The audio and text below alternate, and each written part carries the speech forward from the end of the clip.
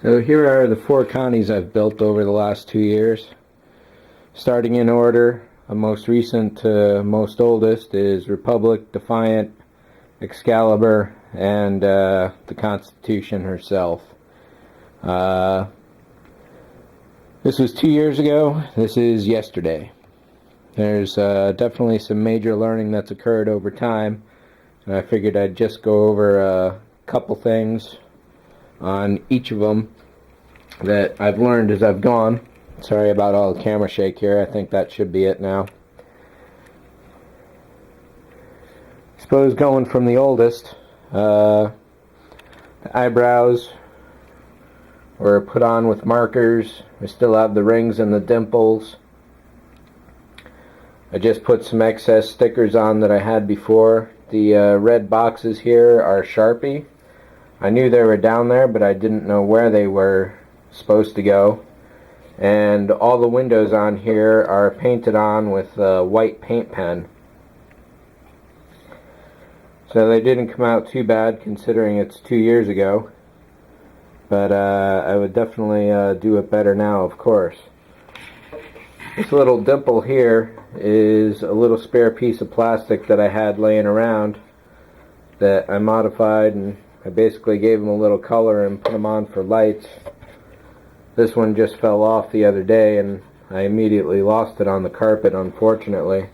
And I've got one here for the hanger deck too.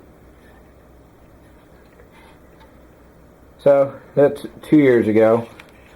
This is having to sand off all the raised lines that AMT used to give us for free. In the bridge and down here under the sensor dome is a bit of reflect tape, and if you catch it just in the right light, it bounces back really nicely. But other than that, it's not too commonly obvious.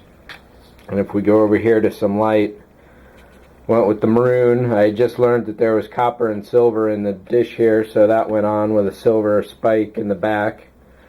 I knew there were extra details here, but I didn't know what they were at the time, so I left it alone, and the buzzards went straight up maroon.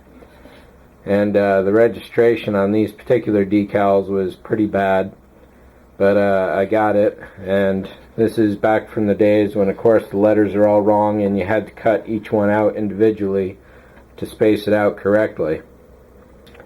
I didn't seal this, so I may very well just soak it in the bath until all the decals fall away, even repaint the whole body, but we'll see about that. So the next one I built is the 22-inch Excalibur. This, at the time I was saying, and I still say it now, is the model that I really wanted as a kid. So, just to do the side-by-side here, you can see how much of a major difference that is. And it's too bad this is so inaccurate, but it's slightly more accurate than the 650 18-inch, and it's definitely got some great heft to it. And like I say, this is a wonderful kit. The bad thing about it is trying to fix it, because this is a cutaway, so getting rid of all these seams was a genuine nightmare. And even now there's still the vague hint of one coming down the center here, and I seem to have got that one coming off to the side. Again, there's raised lines on this one, but apparently I didn't care so much, and when I was sanding down to get rid of the seam, I sanded the rings off but left them on in some places. So it's a live and learn kind of thing. I think I could definitely make this model a lot better now. I don't know if I'd go and fill all those windows in or not. This is the JT Graphics Editions that I got for it, and it was with this that I learned where those red boxes go, and everything was a bit more proper. On this one I added the brass ring around the base there, but the sensor rings and the dish itself, or deflector rings and dish, still went with the same colors I used before, with a maroon on the buzzards. So, great model, great size. Wish it could be better.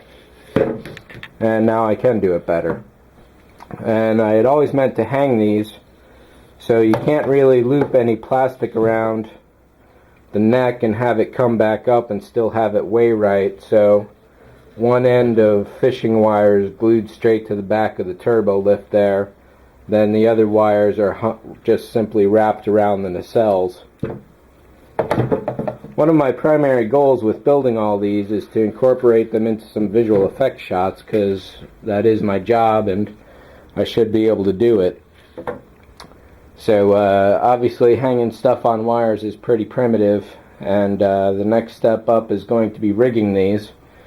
But the hull is so smooth on these that there's really no place to set any holes without it being obvious. One solution is to build several of them, each with a different rigging point, so you'll essentially have one ship, but rigged from different spaces. I just came up with a new idea today that I'll get back to. Well, I'll tell you now, and that's to basically beef up the saucer, drill the hole on the underside, the sensor dish, and then the bridge. So these would just be held in with some simple rubber cement when they're not being used, and I'd go from there. So basically the next one I build of these, the saucer is going to get a lot of weight in there to keep it firm, and then I'll just use that for rigging onto a mount such as this, which is a simple 1/4 inch brass tube.